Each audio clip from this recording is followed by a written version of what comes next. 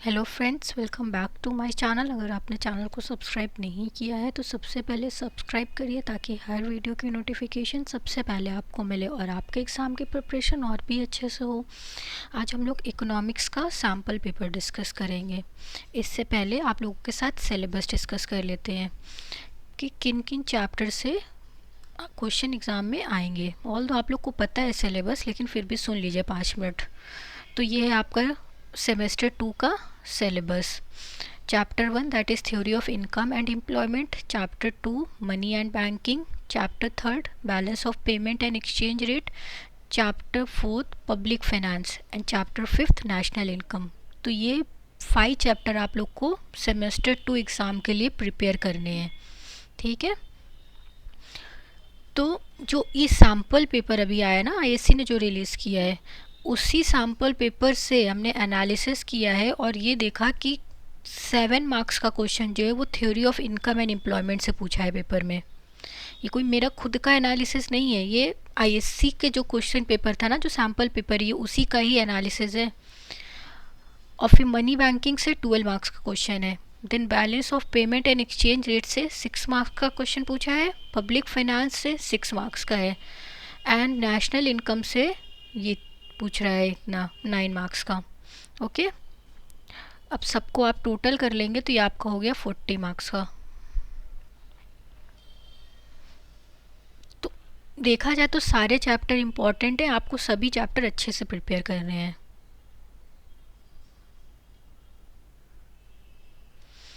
और हर चैप्टर से कितना प्रिपेयर करना है वो यहाँ पर रिड्यूस सिलेबस में है। तो जैसे theory of income and employment है, तो जो इसमें दिया हुआ है ना सिलेबस में, बस इतना ही चीज़ प्रिपेयर करिएगा। मनी बैंकिंग में इतना दिया हुआ है, ये प्रिपेयर करना है, क्योंकि अकॉर्डिंग टू रिड्यूस्ड सिलेबस आप लोग को चलना है। अपनी बुक में टिक कर लीजिए, ये सब जो है टॉपिक अच्छे से पढ़िए। उसके बाद हुआ ये सैम्पल पेपर जो है, तो टोटल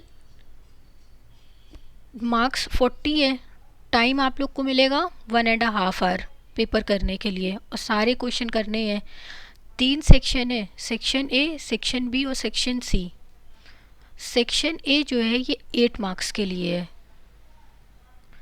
इसमें जो है एमसीक्यू या 1 वर्ड के ही क्वेश्चन है सभी चैप्टर से ऑलमोस्ट। और सेक्शन बी 12 मार्क्स का है।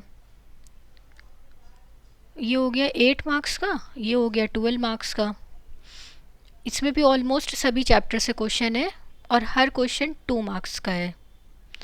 तो 2 6 या 12, तो टोटल 6 क्वेश्चन यहाँ पर आप लोग को करने हैं। देन जो सेक्शन सी है ना, ये 20 मार्क्स का है।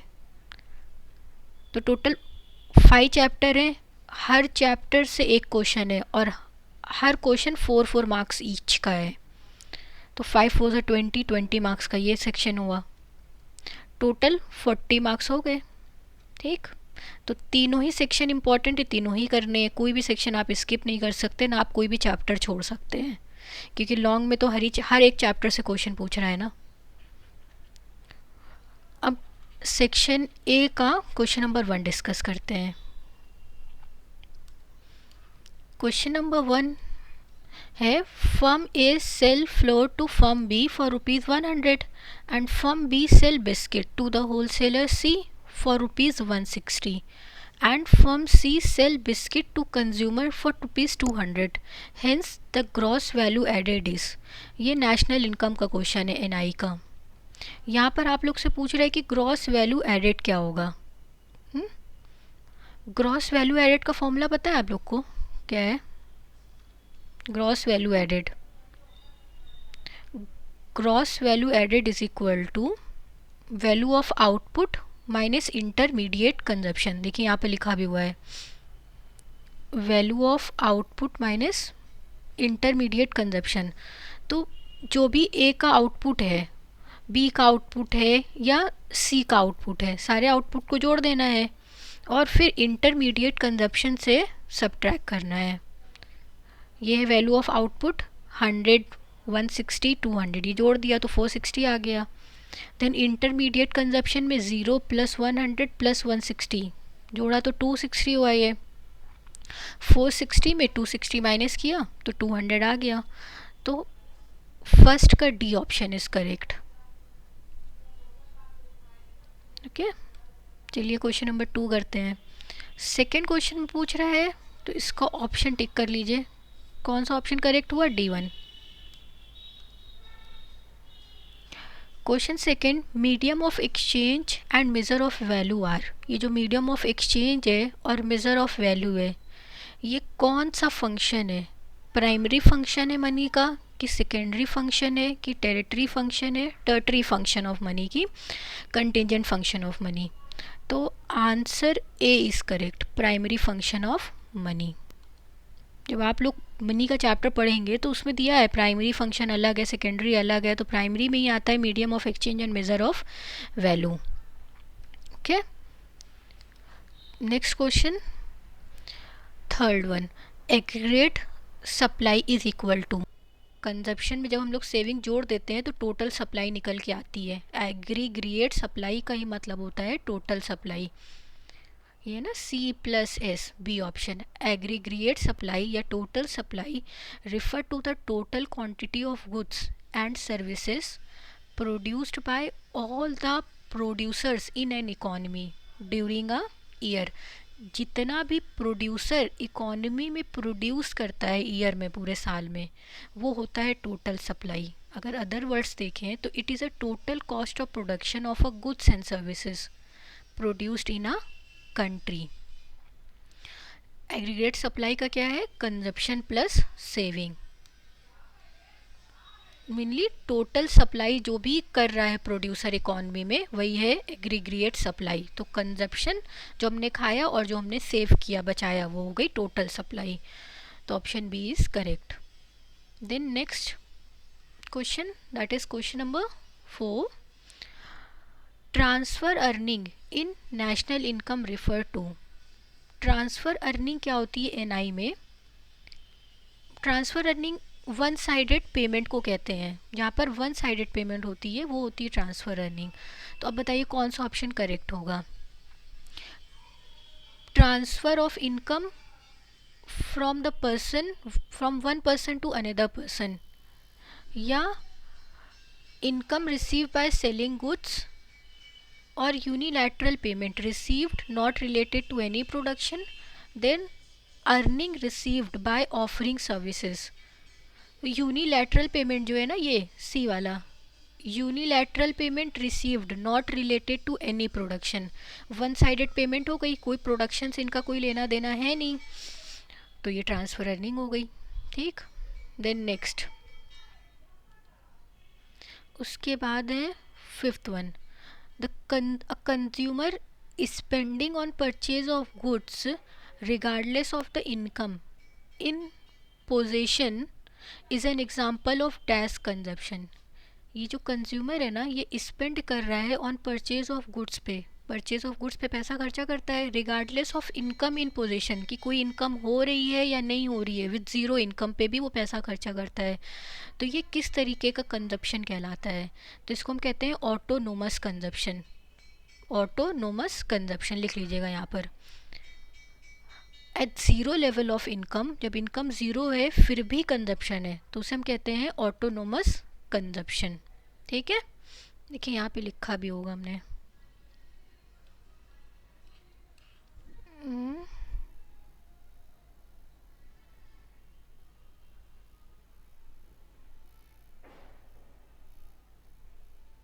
चलिए नहीं आ रहा है, ऑटोनोमस कंजप्शन लिख लीजिएगा। ठीक है,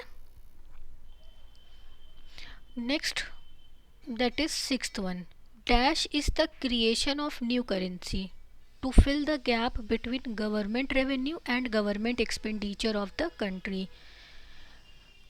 तो कौन जो है गैप को फिल करता है, क्रिएट करता है न्यू करेंसी? क्यों करता है न्यू करेंसी क्रिएट? ताकि जो गैप है ना government revenue and government expenditure में, जो गैप आता जा रहा है वो फिल हो जाए। तो ये होता है फिस्कल डेफिसिट।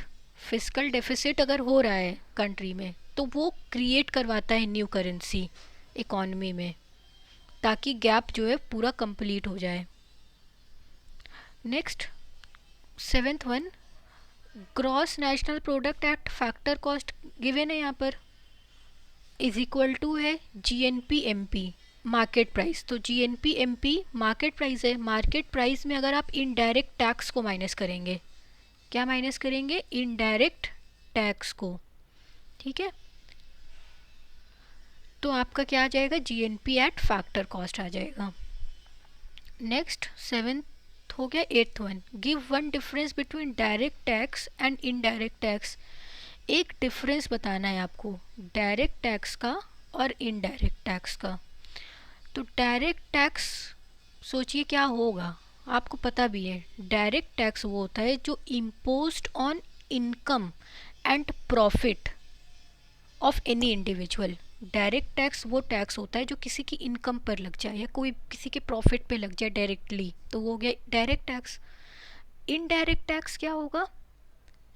जो गुड्स पे लगता है, इनडायरेक्टली चार्ज किया जाता है। Indirect tax imposed on goods, then it is called indirect tax। ये हो गया।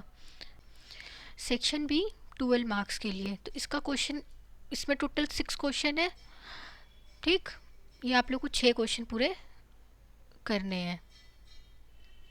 तो क्वेश्चन 1 जो है वो है differentiate between CRR and SLR. CRR और एसएलआर का डिफरेंस बताना है। तो ये मनी एंड बैंकिंग का क्वेश्चन है। सीआरआर और एसएलआर का डिफरेंस बताइए क्या होगा। देखिए मेनली हम यहाँ पर आप लोग को ये बता रहे हैं कि 1 नंबर के क्वेश्चन में आपको कितना लिखना है, और अगर 2 नंबर का क्वेश्चन पूछ रहा है तो उसके लिए कितना लिखना है। तो सीआरआर एसएलआर वाला 2 मार्क्स का क्वेश्चन है, तो इसमें आपको मिनिमम 2 पॉइंट तो लिखने ही लिखने हैं, और वो भी एकदम प्रॉपर आंसर लिखना है।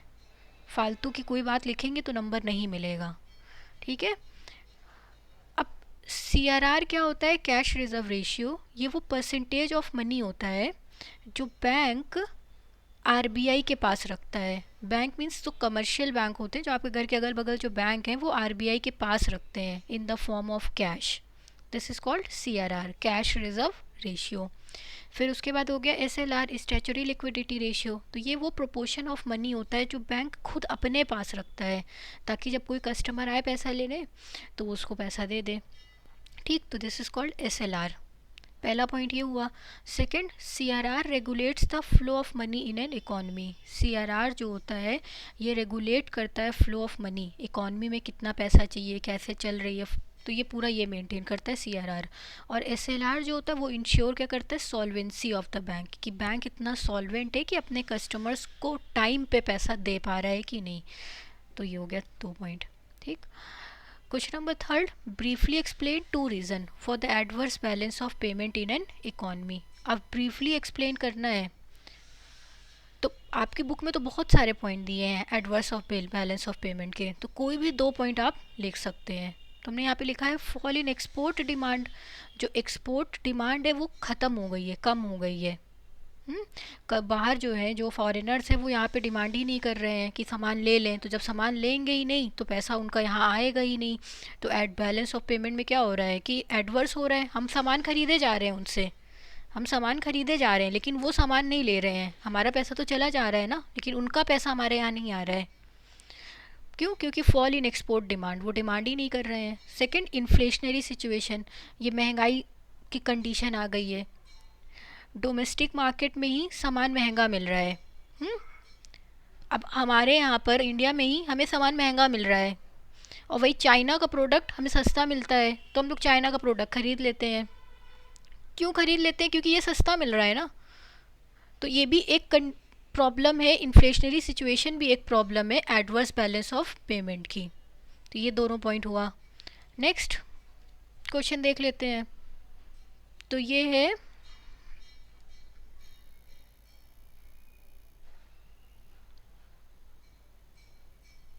देखिए 4th क्वेश्चन है, draw a well label diagram of 2 sector model of circular flow of income including the financial sector.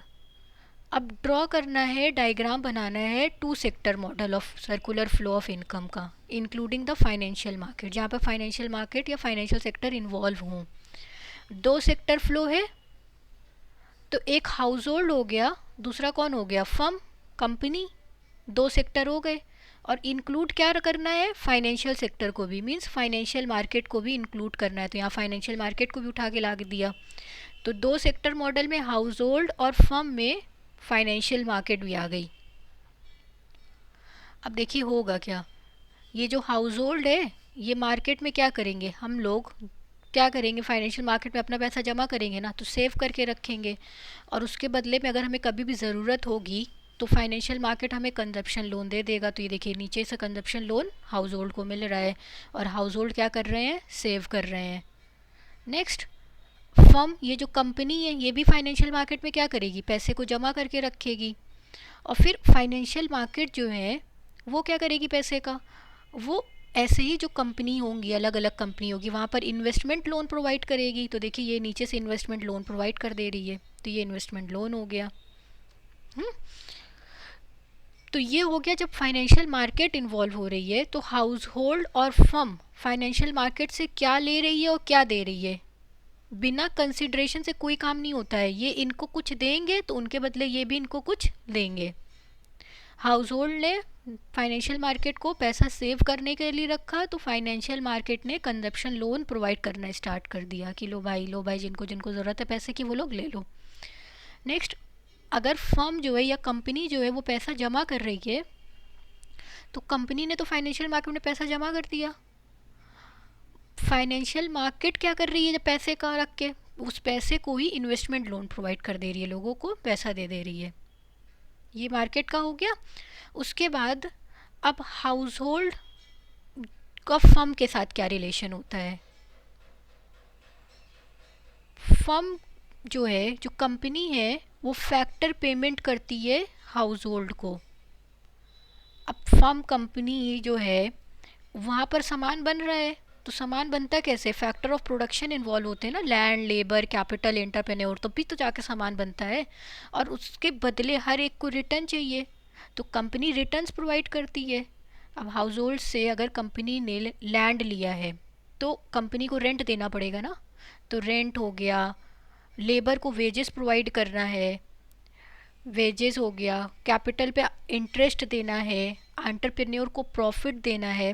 तो ये सारी चीज़ें जो हैं फर्म हाउस होल्ड को दे रही है, तो इसको हम क्या कहेंगे, फैक्टर पेमेंट कर रही है। ठीक, अब हाउस होल्ड क्या कर रही है, पैसा लेके, अब पैसा तो कोई नहीं खाता ना बैठ के, पैसे का सामान लेता है, तो वो पैसा लेके हाउस होल्ड जा रहे हैं फर्म के पास सामान लेने। तो ये हो गया, ये कंजप्शन एक्सपेंडिचर जो है फर्म के लिए कर रहे हैं, तो यहाँ पे एक एरो बना लीजिएगा, household consumption expenditure firm को कर रहा है। तो ये हो गया 2 sector model of circular flow of income including financial market. यहाँ पे लिख भी दिया कि circular flow of income including the financial sector. Then next question, question number 5, complete the following table. Y हो गई इनकम, सी हो गया कंजप्शन, एपीसी पूछ रहा है, average propensity to consume, then marginal propensity to consume, 2 चीज़ पूछा है। ये भी चैप्टर 1 का ही क्वेश्चन है, इनकम वाले चैप्टर का। तो इनकम दिया हुआ है और कंजप्शन दिया है, और पूछ क्या रहा है, एवरेज प्रोपेंसिटी टू कंज्यूम कितनी होगी। तो ए और वाई दिया है, सबसे पहले हम लोग एस फाइंड आउट कर लेंगे, S means saving find out कर लेंगे। इनकम में से कंजप्शन को हटा दीजिए, सेविंग निकल आएगी, इनकम में से कंजप्शन को हटाइए, सेविंग आ गई। और एवरेज प्रोपेंसिटी टू कंज्यूम निकालना था, एपीसी निकालना था, ए मतलब पता है आपको एवरेज होता है, तो सी में से वाई को डिवाइड करिए, 90 माइनस 100, तो आ गया 0.90, तो ये एपीसी हुआ। फिर सेकंड में फिर वही 108 में से 120 को माइनस करिए, वो डिवाइड करना है, तो ये आ गया 0.90, तो ये आपका क्या निकल के आ गया, APC, average propensity to consume. और अगर पूछा होता क्वेश्चन में एपीएस, एस भी निकालना होता, तो एस फॉर सेविंग ऊपर रखते और इनकम नीचे रख देते, तो एपीएस भी निकल के ऐसे आ जाता। दूसरा पूछ रहा है एमपीसी क्या है, marginal propensity to consume. Marginal मतलब क्या होता है, एडिशनल होता है, जैसे टोटल यूटिलिटी निकालते थे, टोटल प्रोडक्ट निकालते थे, इसको यहाँ से माइनस करना है, तो इस वाले का आंसर आएगा। और 108 का अगर इसको माइनस करेंगे तो यहाँ का एवरेज आएगा। तो एपीसी का फॉर्मूला होता है delta C divided by delta Y. Delta C कैसे निकलेगा, 108 डिवाइड माइनस 90, ये है ना 108 में से अगर 90 को माइनस किया तो 18 आ गया। इसी तरीके से फिर यहाँ पे आगे बढ़े तो 120 में से 100 माइनस कर दिया तो आ गया 20, डेल्टा सी ऊपर रख दिया 18 और डेल्टा वाई नीचे रख दिया 20, डिवाइड किया आ गया 0.90, तो इसके सामने वाला आया, ठीक, जिसको माइनस करके निकाला था। ये हो गया। अब नेक्स्ट कर लेते हैं। यहाँ पर बोल रहा है क्वेश्चन नंबर 6 में differentiate between cash credit and outright loan. Cash credit क्या होता है और आउटरेट लोन्स क्या होते हैं, ये पूछा है। Cash credit CC, it refer to the loan given to the borrowers against this current assets like shares, stock और bonds। ये मेनली बिजनेसमैन जो होते हैं सीसी बनवा लेते हैं, कैश क्रेडिट बनवा लेते हैं।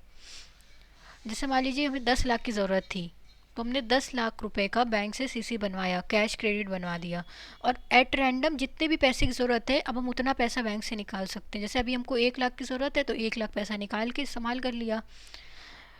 अब है 10 लाख पूरा बना है कि हम 10 लाख पूरा यूज़ कर सकते हैं, लेकिन एट रैंडम जितने पैसे की ज़रूरत पड़ रही है उतने ही पैसा निकाल के इस्तेमाल कर रहे हैं। ये होता है सीसी का मतलब। और जितना पैसा निकाल रहे हैं ना उतने ही पैसे पे इंटरेस्ट चार्ज होगा, ये नहीं कि पूरा 10 लाख पे इंटरेस्ट चार्ज होने लगेगा। तो a credit limit is sanction and the amount is credited in his account. तो क्रेडिट लिमिट सैंक्शन कर दी जाती है और वही अमाउंट पूरा उठा के क्रेडिट कर दिया जाता है अकाउंट होल्डर में के अकाउंट में। जितनी अकाउंट होल्डर को ज़रूरत होती है पैसे की वो इतना इस्तेमाल कर लेता है। और आउटरेट लोन क्या है, तो ये लोन होता है, ये नॉर्मल लोन होता है। जैसे कार चाहिए तो कार के लिए हमने ले लिया पैसा, 10 लाख निकाल लिया तो ये कार लोन हो गया, पूरा यूज़ कर लिया। तो outright loan would be a lump sum of money that the borrower intend to use for sure, कि हमें इतना पैसा तो यूज़ करना ही करना है।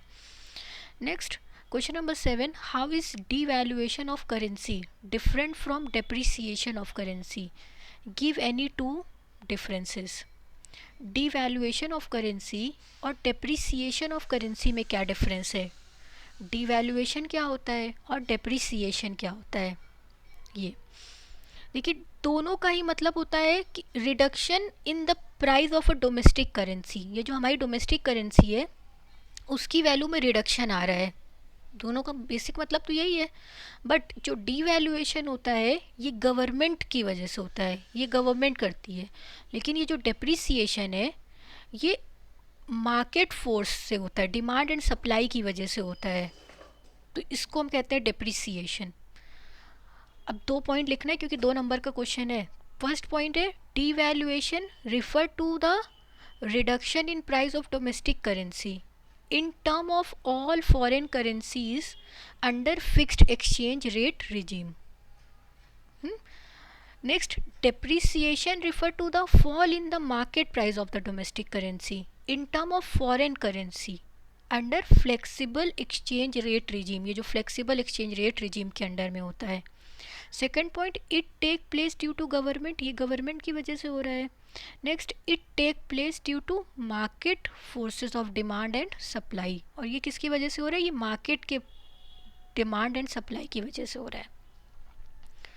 Next question number 7, what is meant by the following functions of the central bank. Central bank के function क्या क्या हैं, वैसे तो बहुत सारे फंक्शन हैं, तो 2 ही फंक्शन आपको देने हैं। तो पहला हो गया issue of currency, central bank के पास पावर है, वो करेंसी को इशू कर सकता है। Then lender of last resort, ये आखिरी सहारा होता है कमर्शियल बैंकों का, कि अगर यहाँ से पैसा नहीं मिला तो कहीं से नहीं मिलेगा। तो ये 2 के फंक्शन हो गए। Issue of currency, central bank has the authority of issuing currency notes. Then lender of last resort, central bank act as the lender of the last resort if the commercial bank is faced with a financial crisis. अगर commercial bank को financial crisis हो रही है, पैसे की कमी हो रही है, तो only institution that can finally come to its rescue, मतलब बचाने के लिए आएगा, वो कौन होगा, वो होगा सेंट्रल बैंक। तो ये हो गया कंप्लीट। अब हम लोग नेक्स्ट वीडियो में सेक्शन सी करेंगे, ठीक है। तो अगर आपको वीडियो पसंद आई तो प्लीज़ वीडियो को लाइक करिएगा, चैनल को सब्सक्राइब करिए और अपने फ्रेंड के साथ ज़रूर शेयर करिए। Thank you so much.